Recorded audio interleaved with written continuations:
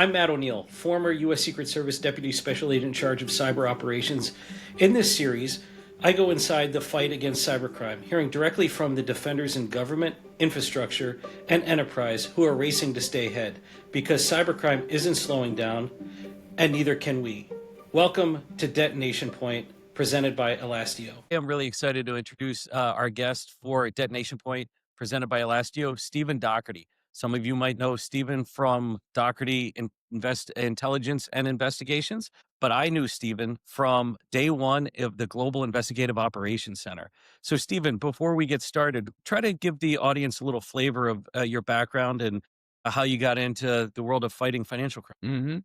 So, yeah, you and I kind of got our start together in the JIOC. In there, it was kind of our small skeleton crew, but we made it work. I'm a financial crimes investigator, whether it's on the financial fraud side, the money laundering, or the cyber investigative side. A lot of people don't realize that the Secret Service that they have some of the best investigators in the world, the best analysts in the world, backing up our agents fighting this crime. Financial crime and cybercrime have come together and they merged in this crazy world of you and I can tell stories all day about the nexus between financial and cybercrime. So that's how I got into it when I was, as an analyst with the Secret Service. And now from the private sector side, my investigative firm, Dougherty Intelligence and Investigations, we're really big on asset recovery, reactive after cybercrime occurs, but also providing proactive education and training on cybercrime and financial crimes in and of themselves. Well, I love when our alum hang their own shingle and go out and try to continue the mission forward, just not in a hectic 24/7, 365 pace. So let's walk back to August of 2017. The mandate was start an operations center, help the Secret Service investigative mission. What do you remember from those early days? I remember I was on the anti-money laundering task force. We were working out of a separate building, and I was itching to get it started with you. You know that. I was chomping the bit.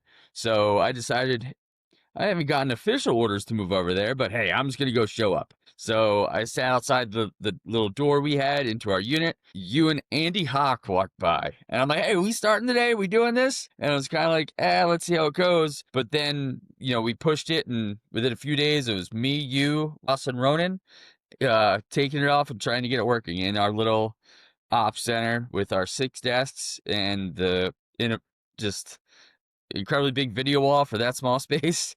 But we made it work and we started moving.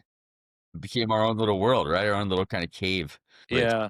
We were able to, the Secret Service gave us good grace to launch investigations and kind of make it what we wanted at the time. So for us, I think it was a very good spot to get rolling. And now from what it was to what it is, it's amazing. Yeah. And looking back to just having the runway to do whatever we wanted, I remember we came together, team of 4. Sometimes I think maybe we were the most effective when there was only 4. It got, in my view, a little large, but going back to those early days, we could just kind of do what we wanted.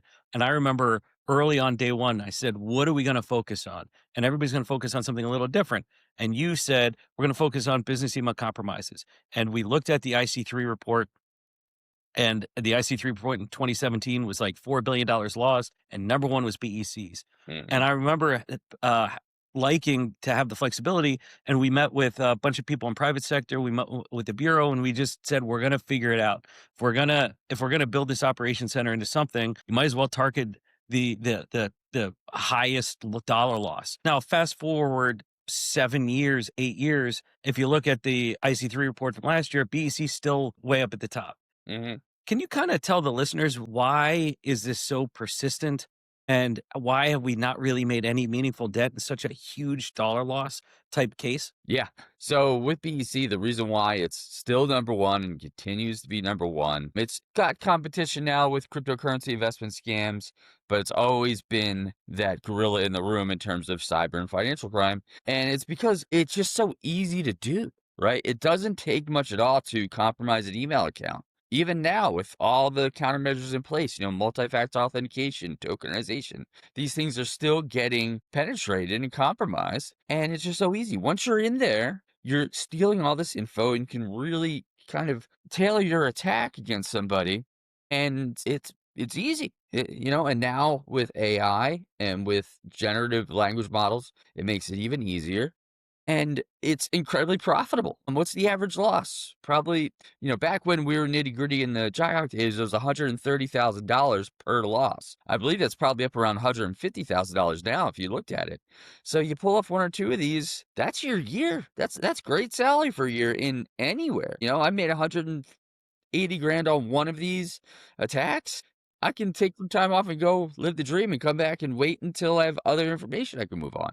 So it's just they're easy. The amount of people doing it is easy. Makes it easy. And then it also makes this large nebulous network that you and I have been trying to put a dent in for years upon years, whether it's the money mules, whether it's the actual people carrying out the compromises, and whether it's the BEC directors themselves. So going back to our more proactive approach, you wisely on almost day one said we have to figure out a way to try to recover the money as quickly as possible. And I suspect that that was from your time running probably the worst named task force ever, which was what was it? The asset forfeiture money laundering AFMLTIF or something like that. Something like So, that, yeah.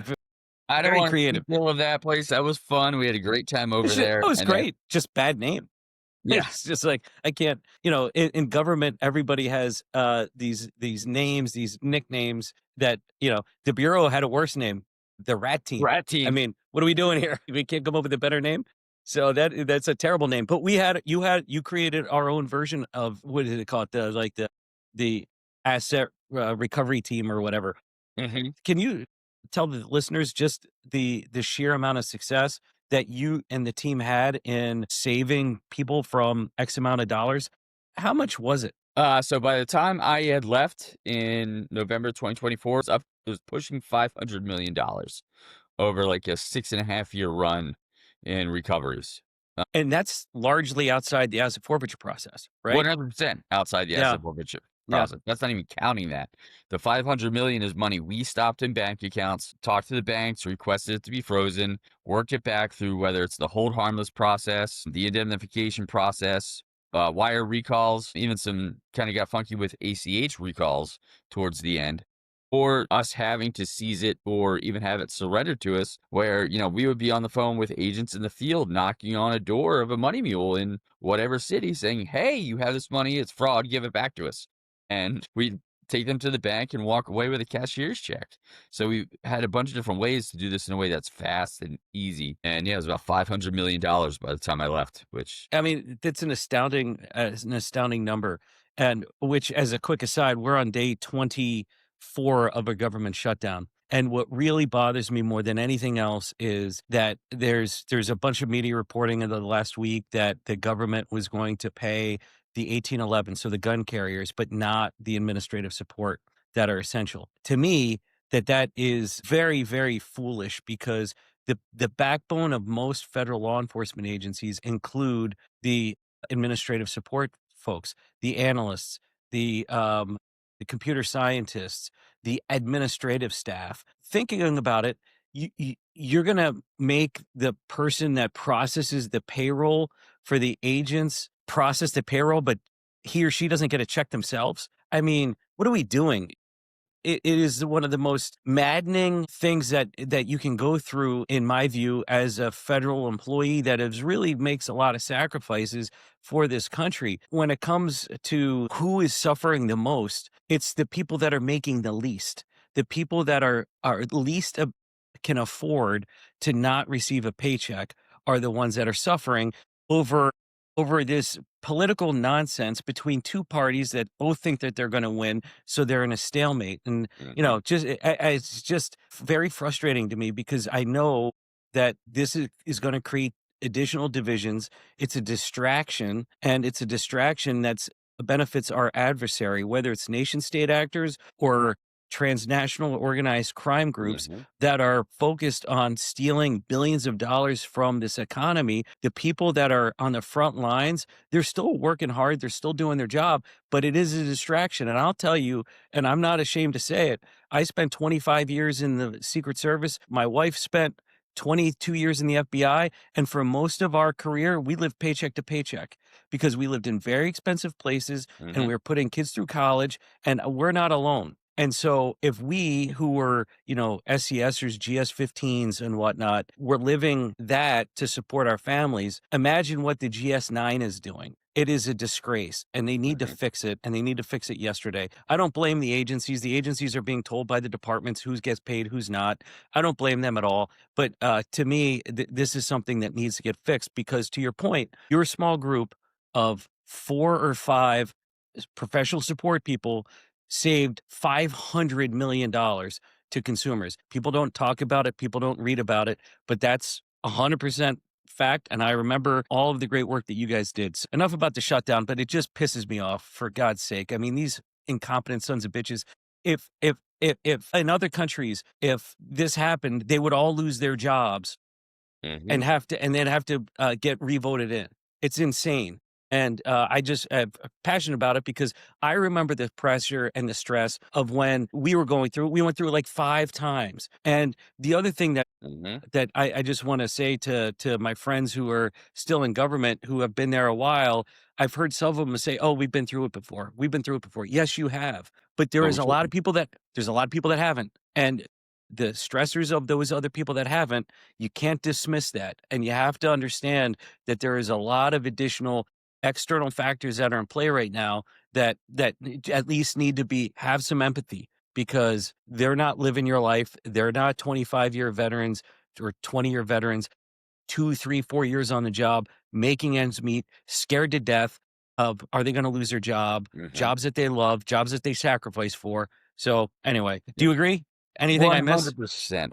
And I not speaking for you, but I think I may be here. The job becomes part of us, right? It becomes ingrained in us. It's our life. It's our lifestyle.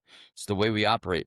Could you imagine if we had like a tr- actually we did have a true proper government shutdown in 2019 where we still kept working, I still kept saving money. I was still, phones were on, we were still coming in doing what we had to do. But imagine if we were told to not work, we would have victim after victim losing money and it walking out the door. I mean, I could go back and probably do a statistical analysis as to what we saved during that time. But now, if you're trying to parse that down or furlough people or take that away, it's going to result in significant losses to individuals. We were the ones on the fence there. We were the ones at the front line, the tip of the spear, the plugging the dam, if you will, to Yeah. keep that money here. And you take that away, and it goes.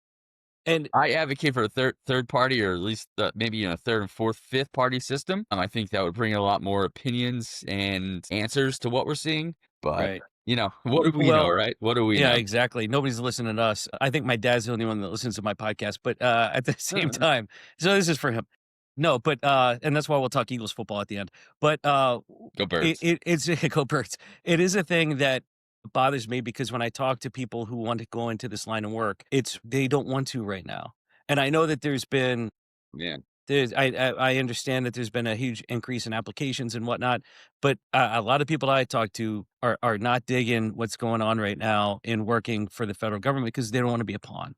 Hmm. And also because we talk mostly cybercrime and cyber stuff, most of the people that are like the best of the best are like, I could go to the private sector, make 3x and not have the stress of because a bunch of morons can't get their act together and put together a budget. Now I have to suffer. I don't need that for my family. And so and it's hard to argue because you're right. It's our life. And I say often that we used to try to recruit. There was 3 kinds of people that liked working it, people that loved working it, people that lived it. And we only picked people who lived it.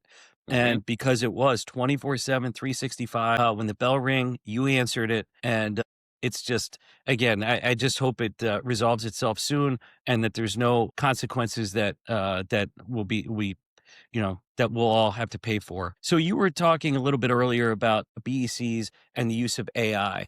And one of the things that I find interesting is, at least with BECs, it seems like the barrier to entry is so low to participate. And with the Yep. ability to use technology at their fingertips that's free or very, very cheap, is it a thing where like on the screen here, we'll walk through something that you put together just using free AI.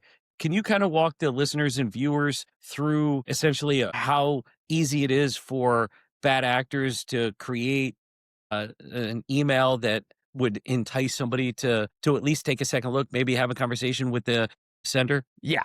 So I was bored yesterday. I was sitting in my local cigar shop having a quick smoke before I went to pick up my kid, and I wanted to think of a way to how to mess with you real quick. I'm like, you know what? I haven't played around in AI in a bit. Let me see if I can go and break some guardrails and see what I can get it to create. And this is what I got it to create that we're looking at right here.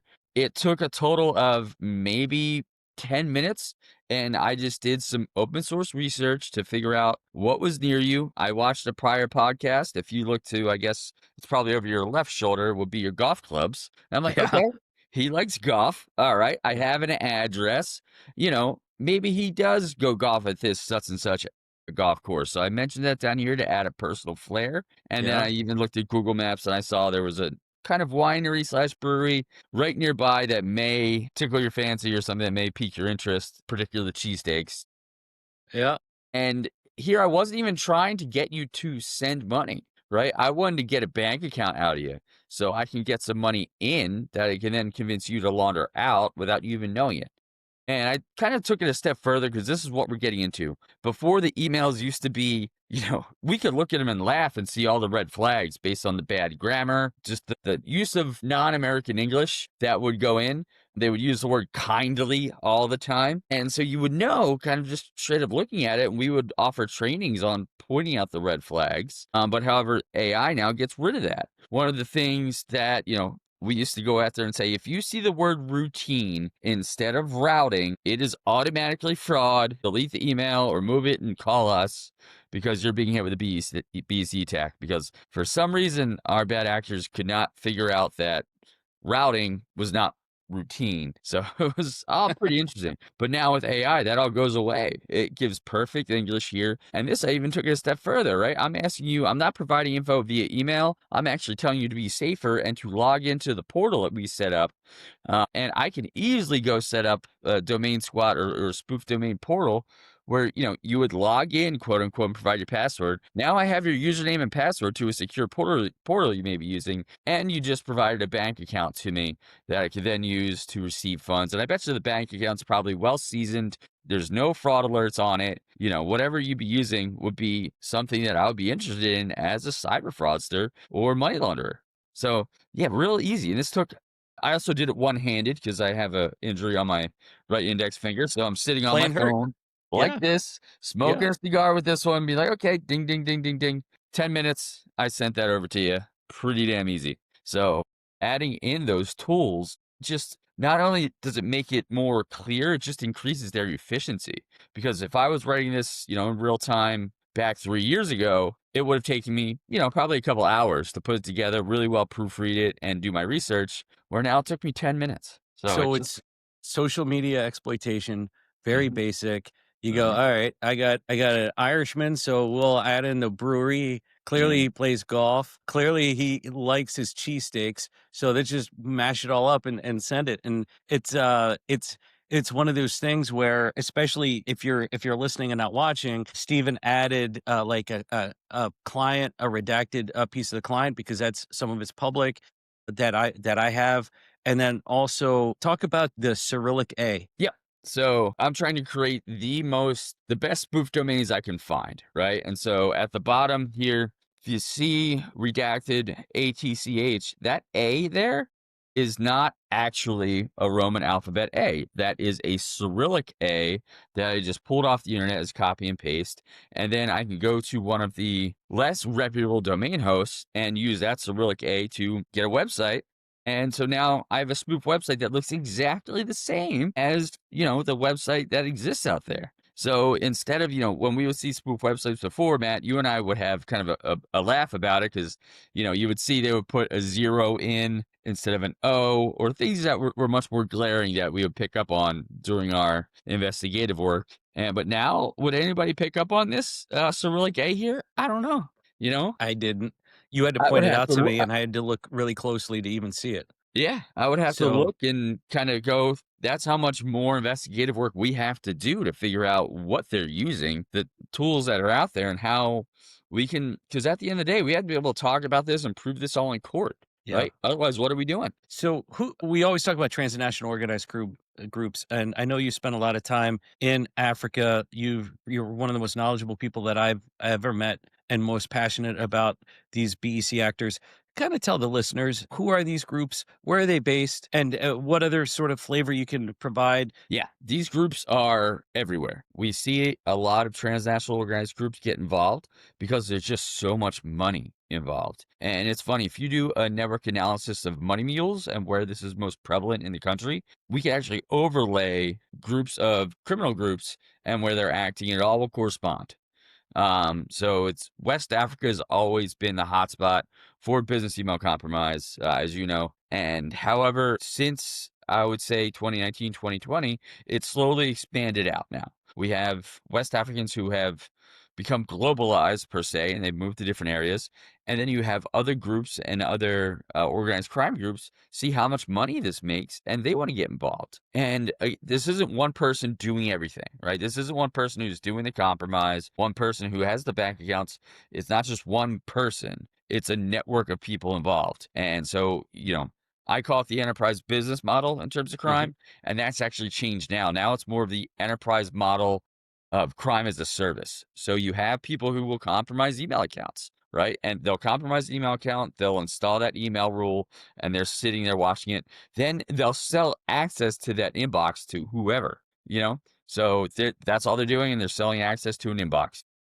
Yeah, and you hear a lot in this space about Yahoo Boys and Black Axe. Mm-hmm. Can you kind of shed a light on those organizations? Yeah, so that's sort of the brain trust behind that is Black Axe, Yahoo Boys. They're the directors kind of coming up with all this stuff. And so they're the ones to know what email inboxes to buy off the dark web. They're the ones who have the money laundering groups set up. So there are professional money launderers out there who just control money mules through whether it's romance scams, confidence scams, work from home scams, you kind of name it. They control these money mules. So the brain trust are like groups like Black Axe that know what they're doing, what the ecosystem looks like, and then they go out and buy all those different services they may need. Again, whether it's the hacked email accounts, whether it's the bank accounts, among other things that they have to use to pull off their cybercrime. And since they're sitting as the brain trust, the directors of this whole thing, they're the ones reaping the most profit. So Yahoo Boys is a name that scares everybody. It's probably a worse name Yahoo? than it's the same marketing team that brought you the Rat Team brought you the Yahoo Boys. But I mean it's legit, and billions of dollars lost every single year. Mhm. Are there any cases that stick out in your mind after all these years that really illustrate just how pervasive this problem is? Yeah. So I can think of two, and I'm just going to use first names of those bad actors. One is Abdul. Abdul, Nigerian in South Africa, your typical kingpin in terms of these organized groups. And he was doing it right. All the money would come in from a BEC, and we were able to track it from the victim to the US based money mule, and then she would send it over to South Africa, and then it would be divided that way. We were able to locate that, see where the funds went. We were even able to run out the funds to vehicles he was buying and then go and find that vehicle. Even in his house, he had a plaque of one of the Porsches he had bought with the VIN number on it that matched the one that he bought using BEC funds. Another fun thing that Abdul was doing, he owned a nightclub, or I think several nightclubs in and around Johannesburg, and the money would come in, and then he would send his buddies out immediately to their version of Costco, buy out the liquor section with all the victim funds, and then he would sell that liquor in his nightclub. So he had his own built-in way of laundering the funds. So it was, we tracked him across, and he is one of the original Yahoo Boys, I would say. And in fact, the largest one, you know, we got to talk. I can actually show you a quick little clip after this and see if we can fit it in of me testifying in South Africa. And to bring it back to a government shutdown, I was flying out. I flew out September 30th, 2023, when we were facing another government shutdown possibility. And I think you were one of the bosses at the time. And I'm like, hey, what should I do? The government may shut down at midnight. I have a 9 p.m. flight to Africa. Should I get on that flight? And I took a blind jump. My wife was 7 months pregnant at the time. I had a 3-year-old at home at the time, and I'm like, you know what? I'm still going to take this jump of faith and get on this flight to Africa. But if the government had shut down or things went wonky, there's ways I wouldn't be coming back for a while, or I'd have to arrange my own travel back. But luckily, that got worked out, thank God, and I was able to testify in South African court. An experience I'll never forget against Abdul. But laying out everything we had against him, it was a lot of work, but very fun. And he was one of the main Yahoozis acting globally. I heard he's been in the game so long, he was part of the AOL boys and the CompuServe boys. And then, no, I'm kidding. Yeah, no, that's interesting. And then you said you have another one.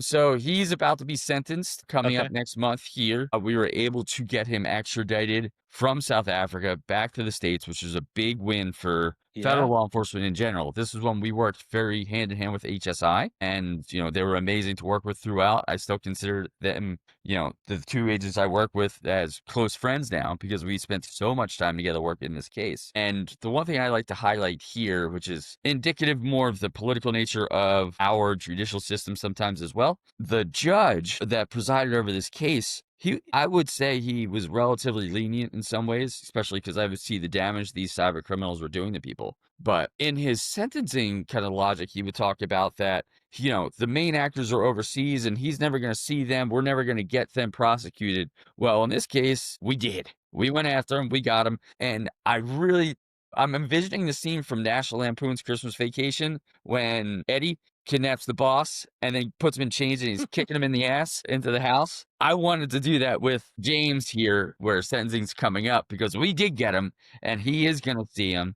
And where we go from there, I don't know. But I'm excited for that sentencing coming up next month. One of the things I have always loved about the folks that live these cases like you have and so many others is when somebody says that you can't do something, as our friend Mr. Peck would say, hold my beer, we're going to do it.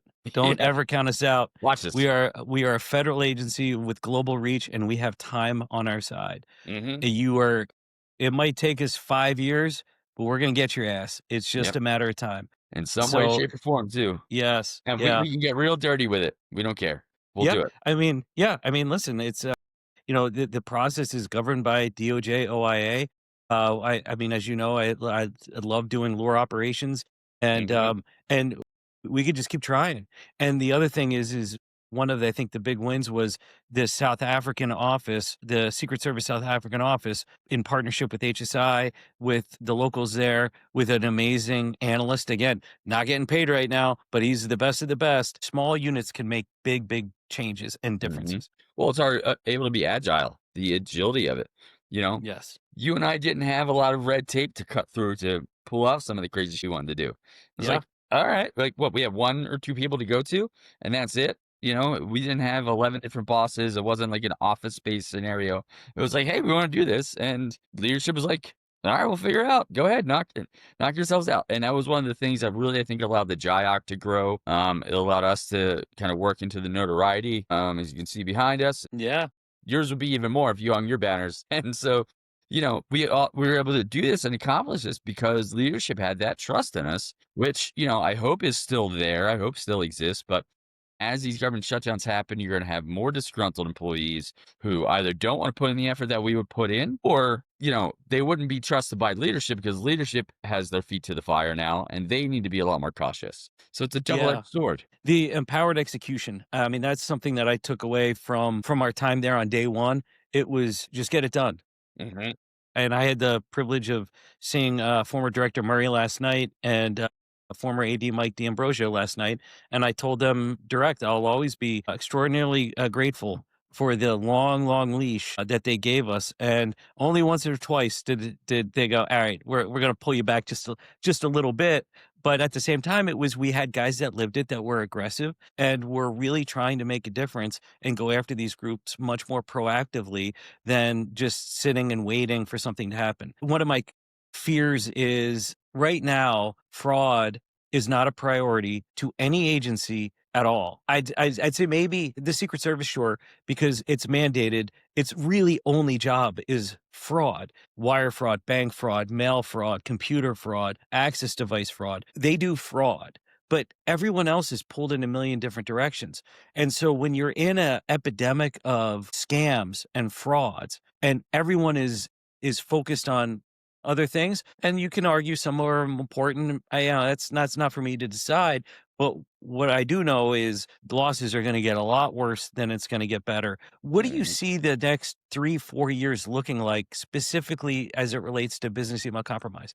You know, we've worked with a lot of people in the private sector, and we had sort of that high of optimism, particularly, I would say, following 2020. Summer 2020, you were around for this. We saw the dip in BEC because they all hopped to COVID fraud because that was easier at the time. And we thought we were winning. We're like, hell's yeah, we're winning.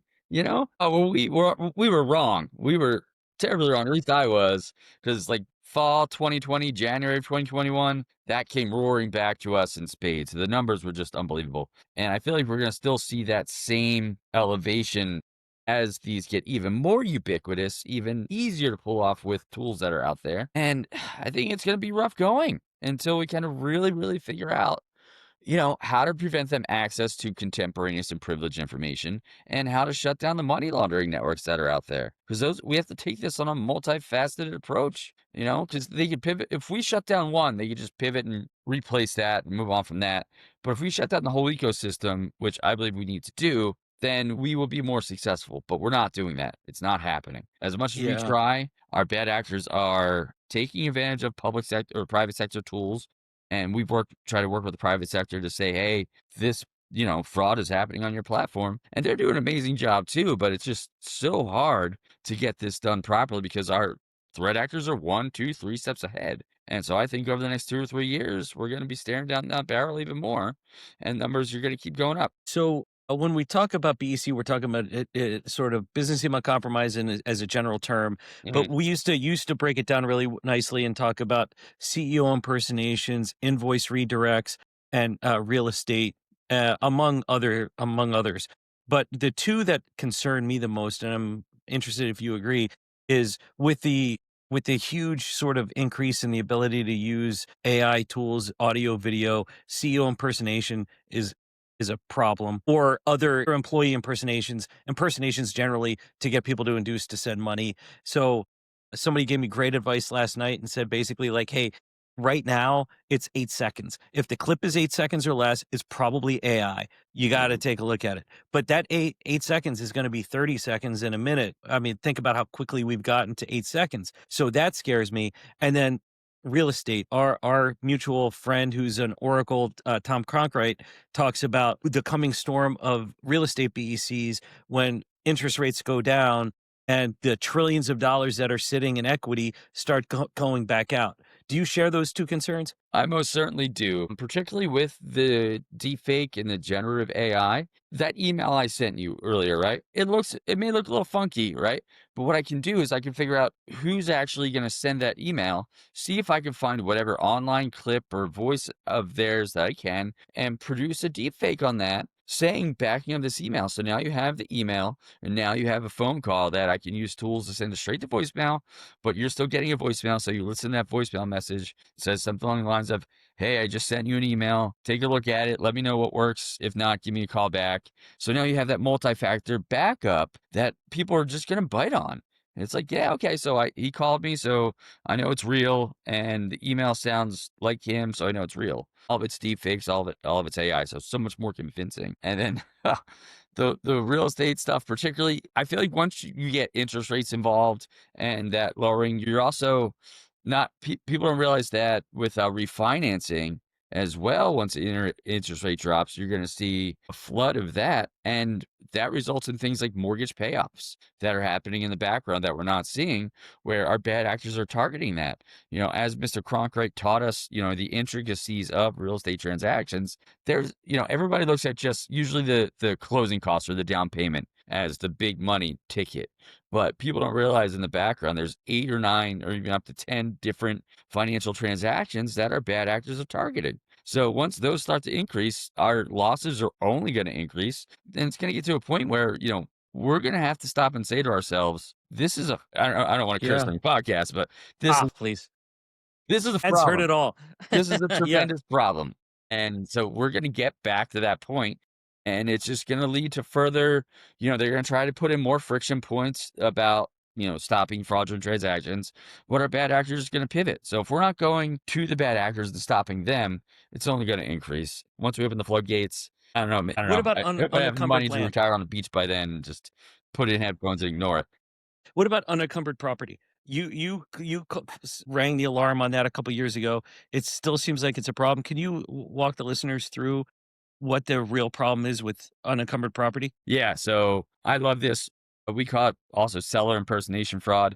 The thing that makes it so easy to do is our bad actors don't need to compromise any accounts at all. There's no cyber work. There's no, anything complex about it. All you have to do is some open source research, find unencumbered property, which are like pieces of land that are able to be developed, that are vacant, that don't have any liens on them or mortgage. And there's a ton of these that exist. And so our bad actors then pose as a seller, right? They use AI and different tools to really nail home that they are the person who owns this plot of land and they want to sell it. So you have that impersonation aspect going down.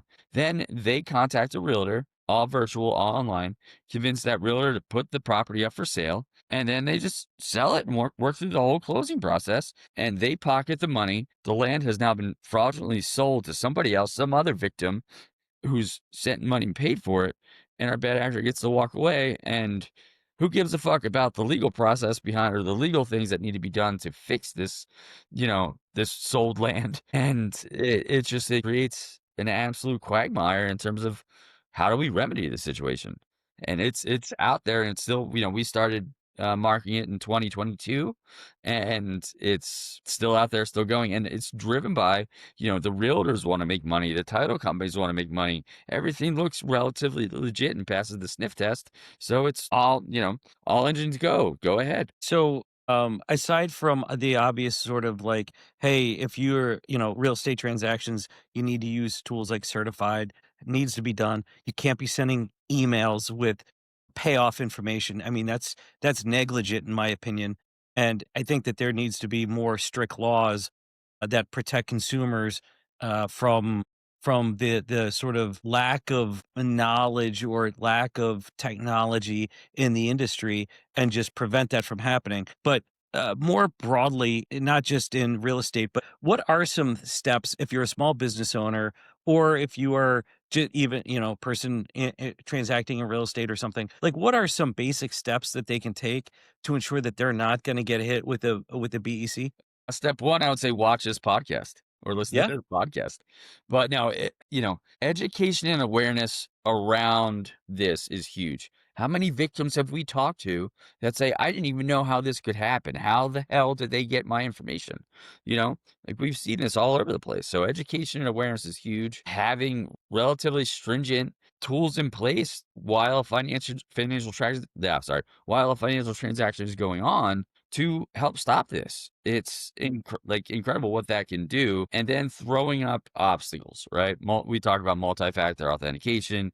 Now the big thing is tokenization. Throw up those things because those obstacles will cause a fraudster to pivot to something with no defense or something with less defense, because the fraudsters want to take the path of least resistance at the end of the day. So education, awareness, proper use of tools, and also having a set business acumen in place. Tom Cronker and I did this on stage a few times where we would talk about this, and I would just walk over to him and grab him by his lapels and say, get in their face, get in your client's face early and often, and say, hey, fraud exists and we got to tackle it. You have a Yeah. guess. I'm surprised my Yeah. cat hasn't made her Max the Beagle, appearance. he does what he wants. Yeah. So, yeah. So what you're saying is basically good governance, and then also just good cyber hygiene. Yes. But and I always get discouraged because we always talk about education, and October is Cybersecurity Awareness Awareness Month. month. As if we're not aware of cybersecurity awareness, it's not working. Like that's the concern that I have. Is it seems like it's just the business of cybersecurity awareness. I don't know. To me, we used to talk to every victim. Like to your point, they would all say, "Well, I didn't know," and same thing in crypto investment scams or whatnot. And so we've been so focused on education and outreach and awareness, but yet the dollar losses are still going up. So in addition to the friction, in addition to the compliance and stuff, I do think adding additional friction into the system somewhere can be helpful. I just don't know. I just don't know how to solve that problem without additional regulatory controls. It seems like in the current state that we're in, people seem to be okay. When I say people, I mean legislators on the Hill. I'm just shitting all over Congress today, but they seem to be okay. Open up the damn government, for God's sake. But they seem to be okay because all they talk about, there's a bill that is a bipartisan bill, and the purpose of the bipartisan bill is to create a task force to study fraud, and there's no money attached to it.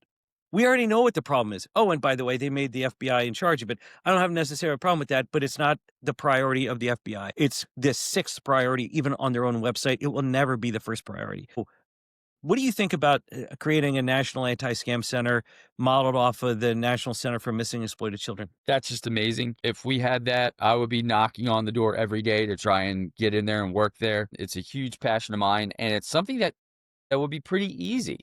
And, you have other countries that have units as well that are very similar that we can model. In the US, we have our idea of exceptionalism. Everything we do is the best. We're top of the line. But other countries have put this in place to help protect their citizens, to help protect their businesses. So why aren't we doing something similar? There's plenty of talent out there that we could bring in, an anti-scam, anti-fraud center. You and I would just have to sit down and think of a really cool name and get creative and sell the sizzle. Y but it would help so much, and we could easily, show the return on investment with the amount of money we would save and keep in the economy, which would then get reinvested, be used to fuel our economy even further, and not let billions of dollars leak out to, bad actors who are using it to either buy a shitload of Gucci and, whatever fashions out there, or Louboutin to shoes? invest in their own crime groups, Yeah, you know? yeah, It's yeah. like, if we could just do something like that, we would stop billions of dollars in fraud. I fear my stock in Christian Louboutin shoes would go way down if we were able to, because I'm a everybody we always Valentino arrested. guy, I'm a Oh, Valentino okay. guy. Yeah, yeah, yeah. I like the red shoes. So I think theoretically it's easy, but as we've learned in this town, nothing is easy. And the other problem that I think, and if anybody disagrees, I'd love to hear their point of view. But one of the reasons why the scam epidemic is so high is because the losses are distributed throughout the country to individual consumers without a powerful lobby, and there's a dismissiveness to people in authorized push payment fraud scams or in business email compromise. They should know better. And it's not, there's a focus on, I had a guest earlier who made a really good point about why ransomware is more of a priority. And the answer is business email compromise doesn't kill people. Ransomware can kill people. And I totally understand that. But we can do two things at once until there's some sort of public support for, hey, enough is enough. Or if legislators start throwing around, hey, maybe not, the average consumer shouldn't suffer all the loss. Maybe it should be a shared model like they do in other countries. Maybe that'll get the large industries act together. And I think there's too much blame faced on banks. Tell me what you Mhm. think about this. I think social media, it needs to be held accountable for social media, ISPs, telcos, registrars, like they're getting a pass. Yeah. And do you agree, and why? Why do you think that they're getting a pass? Why is everybody so focused on banks? So, banks are just the easy target. They're trying to look at who's facilitating this the most, and they think it's the banks because, that's where the money's moving through, for the most part. There's trade-based money laundering and other things, but the banks are sort of the circulatory system of fraud, right? But are they the brains of fraud? No, not really. That falls on, the social media, the ISPs, the registrars. That's sort of the machination of causing the circulatory system of fraud. It's blaming the heart and the blood for something the brain's doing. Yep, That's the way I look at I it, in like an that. analogy I like to make. I'm gonna steal it. Probably misguided, but I like the it. they're yeah, the banks are getting blamed because they're Yeah, the circulatory system of fraud. It's not their fault. It's their yeah. job. I think that I use a different analogy. I say that it's the bottom of the fraud funnel. So all of Mhm. the fraud is starting on the platforms, dating sites, all of those. But the output is money's gone. So when you talk to some geriatric, representative on the Hill or who's been there for 50 years, whatever, and you go, "Oh, I lost X amount of dollars." They're like, "Oh, you lost it? Where'd you lose it from? Name the bank." Hey, Max, you you name the bank, well, it's their fault. When at the end of the day, they could do more, I'm sure, but they are trying. But there are regulatory, legislative concerns. I get all that stuff. They need more safe harbor. I don't know why FinCEN can't come out more forcefully and say B of the Patriot Act enables information sharing between financial institutions as it relates to money laundering, which would be business email compromise, crypto investment scams, romance scams. They're all laundering money. Why is it so hard? And why? The other thing is, who's been pushing for it? Director Gacky testified on the Hill last month and said a representative asked her about this very topic and be more clarity. And she said, so, I'm paraphrasing, we'll look into it. Nobody's really asked. So I wonder if nobody's really asked, but the banks say they need it, do the banks really want that clarity?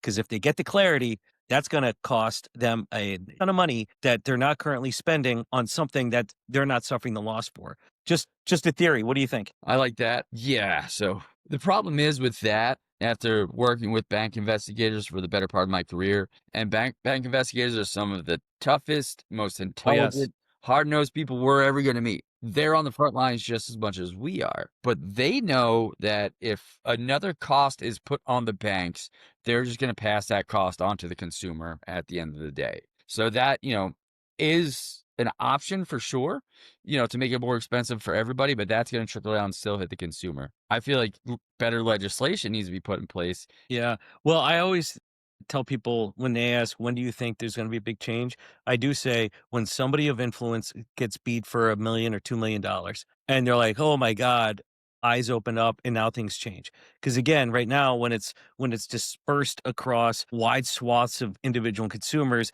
we just haven't had the right person get beat with a big loss.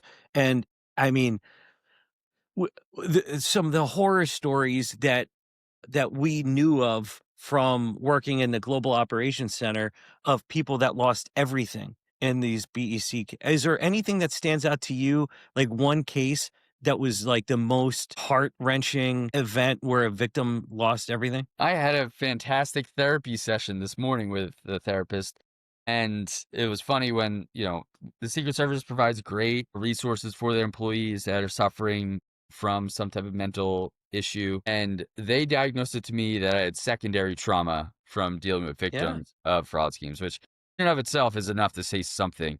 But we're Irish. We're pretty, we're pretty tough skinned. And, as they say, we're not susceptible to psychoanalysis. But after dealing with a lot of these, it's just so sad. And it's from every kind of facet of what's going on. You have the victim lose their money, right? I had one victim, they lost $34,000 in a real estate scam, but that was all the money they had. So they had already moved out of their apartment that they were renting. They sent $34,000 in what they thought was a real estate transaction for their down payment. However, a fraudster intercepted that and stole the money. And we were trying to find them to talk to them about, what happened, to get a victim statement. We couldn't find them. They had no new address. Finally found them in a parking lot in Texas. They were living in their car. Yeah. We've had suicides. Mm-hmm. The sextortion stuff that we worked. The kids, I mean, you're taking life away from beautiful, high potential kids because you want to make $1,000. I mean, you can go online and watch these fraudsters talk about, oh, you need money? Give me your phone. They do a quick sextortion scheme. They got $1,000. But a lot of these kids, or even adults that it's hitting, they don't know how to deal with it. So it leads to them with self-harm. So that's kind of where I think a lot of things we need to address is at the end of the day, you said ransomware kills people. Well, business email compromise also kills people. Yeah. Cryptocurrency investment scams also kill people. Yeah, sure does. Romance scams kill people. Yeah. And we have to push that narrative more and more now where it's the people aspect. It really is. So I remember one where a family was buying a home because somebody became a quadriplegic. Do you remember that? Oh, yeah. And I mean, that's just terrible. And I think they lost all the money. I don't know if you were able to get it back. I don't remember. No, I just remember that was a $300,000 loss. And that happened. That was over a holiday weekend. It was Labor Day. And, we got a call late Friday. I was driving down to the beach for a quick beach weekend with my kids and my wife and my cousin and my goddaughter. It was going to be great. It's going to be an amazing weekend. My phone starts buzzing and I'm like, okay, what's going on? And I looked down and this was that. And they had wired their money out on Thursday. They went to closing Friday. The money was gone and it was a whole thing. And I think we got partial funds back after the second or third hop that we were able to locate, but there was still a significant loss. Luckily, I think actually, don't quote me on this, but I think one of the banks or one of the providers stepped in and did make the whole Yeah. transaction back whole again so that they could proceed and get their home. But it was just so much more stress and strife that this poor family had to deal with, where all they're trying to do is help their ailing family member. And that just shows our criminals, the fraudsters, they have no conscience. They have no empathy. They don't care who they attack. I mean, during COVID, you saw this with as well. They were hitting charities because they knew there was money floating around for charities. They were hitting food banks. They were hitting churches because they knew that one, these groups don't have the capability to put in, really tight cybersecurity restrictions. And two, they're just trying to do the right thing and send money. So it's just, it's what we're dealing with. It's that enemy. And the enemy we're dealing with has no soul, no conscience. They don't care who they target. Yeah. And I think that's another point to make is those of us that live for these kind of cases take it home and it's part of you. It's not, hey, you punch out at 5 o'clock and you forget about it. I had a case in which a woman committed suicide from a sextortion thing in New Hampshire. And it was a secondary result of it. And it's still heartbreaking and it's been 15 years. And so this notion that law enforcement doesn't care as it relates to like white collar fraud and stuff like that. I mean, there's nothing further from the truth. I've witnessed, I've myself, been in tears over the losses for some of these victims. And I know you have too. And it's one of those things that we have to do something different. And that's what we say time and time again. If you keep doing what you've been doing, you'll keep getting what you've been getting. And we need to change the playbook on how we combat financial crime. We're still going down the mountain. Who knows how bad it gets before we get this kind of fixed and moving forward. Do you have any thoughts on anything before we get into birds? Anything optimistic that you see? Yeah, actually, yeah. So one thing I see that's of value is a lot of these fraud stories are becoming just kind of sexy enough where we're seeing push from bigger storytellers. Think your Netflix, think your Hulu, your Amazon Prime, the major streaming services. They're coming out now and they want to put out documentaries or even episodic shows on this sort of thing. I think that will help put it in the public consciousness. Netflix, call us up. We got stories. We can make this real fun for you. I mean, you've been featured on Netflix before. I've been on a few outlets as well.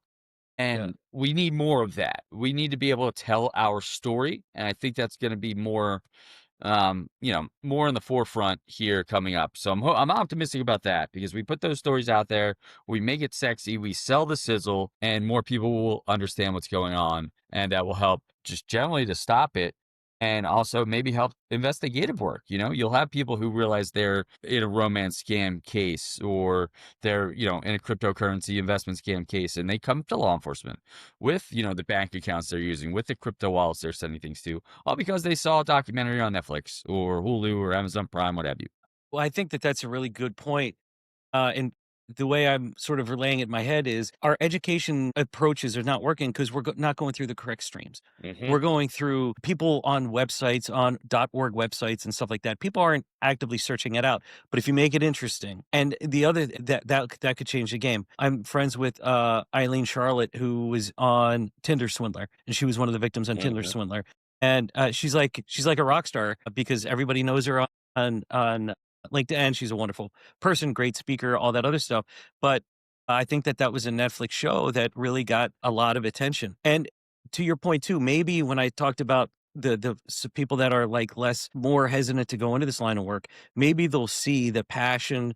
Maybe they'll see the I read into Tigran Gambarian last night, who's obviously a legend in the game. And we were talking just a little bit about when you get that proverbial blood in your mouth, that first time that you make that big case, and it's really hard, and the person's overseas, and like you spent years going through it, and to get that person, that chase is something that unless you've done it, you don't get it.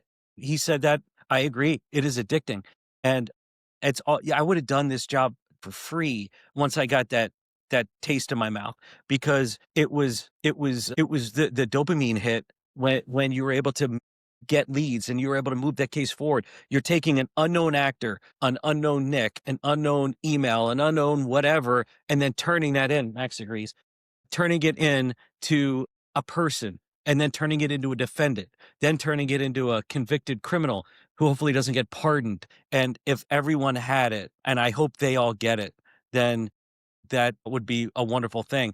And when I was running the operations center, my days were over of working cases, and the pride and the sense of satisfaction and enjoyment that I got when you made your cases, when all the other guys who we know made their cases, and we know how the blood, sweat, and tears that they put into it, there's just something there that you just wish you could just give somebody a pill and say, take this, and forever you're going to live this life. And even in retirement, you have your own company, I have my own company, we're still adjacent in the fight because you still want that little taste, even if it's just through somebody else you're living vicariously through. You just want to hear the stories, and you're like, man, I'd give anything to go back, but go back in time, not go back because I'm old now, but to go back in time and do it again. Yeah, So absolutely.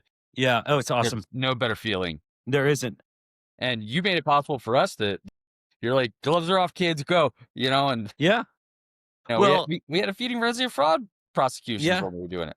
We did. Yeah. I mean, I put our book of business over those 5-6 years against any organization in a small unit because there was nobody better than the people that we were able to recruit. Again, I think it got a little too large, got a little too unwieldy. That's what happens when things get successful. You just want to throw more at it, but sometimes that you lose a little bit of the sort of the secret sauce when that happens. So speaking of losing a secret sauce, let's talk a little bit about the birds. Okay. I'm afraid they're cooked. I'm afraid that they're washed for this year. Do you agree? No. Really? No. Okay. So the game against the Vikings, that was a superior talent against lesser talent. The Eagles are the superior talent, right? Okay. There's some things they have to work out. There's some internet machinations, maybe some relationships are a little strained, and they've become predictable, right? Yeah. Last year, the whole thing was we had a fantastic running game. I'm a very offense-oriented guy. That's where I kind of am. We had Saquon going. You had A.J. Brown and Devontae Smith. You had Philly Goddard. And everything they were throwing at you was unpredictable. This year, if you look at it, all their stuff is predictable. They're going off the same model they used last year, which if you equate that to the fraud scheme game, fighting fraud schemes or fraudsters in general, you got to keep changing up your game to keep being successful. And so the Eagles, that's what they have to do. If they become unpredictable again and really focus on their superior and supreme talent, they're going to get back on track. The AFC or the NFC East is, I think, a very wide open division. And, I don't see a threat from any team with the NFC East. Sorry, Commanders fans, Dallas fans, you're not going to pass. Yeah. But yeah, so I still think they're gonna push through, and they're a dangerous team in the playoffs. You got to admit, there's a lot of things they can't be stopped with. All they have to do is up their defense a little bit, and they're an incredibly dangerous team. Well, I think health is always a concern, especially for a team that went deep the previous year. I view this team a lot like the team that lost in the Super Bowl to the Chiefs that went like 11-0 and then just fell apart at the end of the year. And part of that is you played a lot more than everybody else. Yeah. So injuries are a factor. I agree that I think that they are too predictable. They have too many sets that are 2-3 tight ends. You're running the ball, and now you got 8 guys in the box, and no surprise Saquon's getting 3 yards per carry instead of 6, because you're watching the game, and if Hurts is under center, he's probably going to hand the ball off. Like, you're watching it at home, you're like, okay, run the ball, throw the ball, punt. Run the ball, throw the ball, punt. Like, come on, guys, let's. But I also am concerned about the health of the team as well. I think winning solves all of those, the interpersonal relationships things. But at the same time, when you look at so far this year, they have not had a signature win. Beating Carson Wentz ain't a signature win. It's just not. I mean, so that's and if you think Oh, well, they were a couple plays away from beating the Broncos. Well, they had a 17-point lead or something like that against the Broncos in the fourth quarter. You piss that game away. I mean, they got smashed by the Giants. That was really tough to watch. I mean, we're talking about the Giants. I mean, what are we doing? They lost to the Saints the week before, and then so got a big game this week. When this launches, we're gonna look like either idiots or geniuses. So I'll end with a prediction: Sunday, 4:30. What's the final score? Birds, Giants at the link. I'm going 35. You think they're going to get 35? Yeah. I think they're trying. They're slowly figuring out the offense. They kind of Yeah. saw. I saw some of that magic a little bit with against Minnesota, and I think we're going to see more of that. Hopefully, the Eagles live and die by the big play as well. We know that. Yeah. And if they can figure out how to spring those big plays, 2 or 3 of them, that's 21 points right there. The defense show up and do something, maybe a pick six or a fumble return for a touchdown. That's 28 points. And then who knows, what happens during garbage time when the Eagles are up 28-10 or 28-14, and it ends up being a game like 35-21. AJ Brown being out, he's not going to play. It That's doesn't fine. look like. Yeah, you think? he's been a relative non-factor. There's other players who can do that Yeah, big play. Is Jahan Dotson playing? I think so. I always liked Yeah. him. He was a Yeah. thorn on our side playing for the Commanders. He needs an Eagles Yeah. big game. Yeah. He knows the Giants scheme, so I think he may be a factor. And you know me, I am an optimistic Philadelphia sports fan. There's not Yeah, too you're a many of us rarity. out there, but I focus on the positive when it comes to Philadelphia Yeah. sports, because if I focused on the negative, Yeah. there wouldn't be enough beer in the world to console me. Yeah. So I'm the opposite. I'm a typical Philly sports fan that never thinks they're going to win. My dad and I thought after the Patriots Super Bowl that they were going to take it away from the Eagles the next day. Like, we just don't Yeah. believe that the city can maintain like championship level form. Last question. You live in DC, I live in DC. What do you like better? A crushing Commanders loss or an Eagles win? Man, not gonna lie, I was enjoying the Schadenfreude on Sunday afternoon watching the Commanders get dog walked by the Cowboys. I did too. I really The enjoyed Eagles it a win lot. there was okay. I'm like, Yeah. all right, yeah. Like the Yeah. Eagles have that meme, like, oh, my favorite team's playing. Fuck this, fuck this, fuck this. Oh, Yes. the Eagles won, great. Whereas Yeah. just watching the Commanders get dog walked, that was particularly pleasing. Yes, and I have a lot of Commanders friends, just like you do, and they were so optimistic, and I kept saying, I don't see it. I mean, first of all, you gave up 55 in the NFC Championship game, and your defense didn't get much better. And second of all those fluky wins you had, you can't count on that happening again. Yeah. And so yeah, it's funny because I'm at least I always preferred Eagles win. But man, when the Eagles win and the Commanders just screw the pooch on national TV, As he that's the walks right best. behind you. That's the best. So, all right, my friend, I really enjoyed it. This is Stephen Dougherty from Dougherty Intelligence and Investigations. Mhm. Or did I have that backwards? No, perfect. Dougherty Okay. Intel. Okay. How can people find you? So doughertyintel.com is the best way to find me. Okay. I'm still in the process of really building out the website, making it look sexy. And then Stephen with a PH, STEPHEN at doughertyintel.com. And I'm here for all your recovery services. If you're a victim of fraud, reach out to me and let's see what we can work to recover funds, figure out where the compromises occurred, and get you back whole again in whatever way we can. And that's what I'm here for. In my 25 years, there was nobody better at doing that than you. So I highly endorse it. And so with that, thank you, Stephen. Really appreciate it. Always great talking to you. So if you liked Detonation Point presented by Elastio, please subscribe. Please share the show. Please reach out. And we'll see you next week. Thank you, everybody.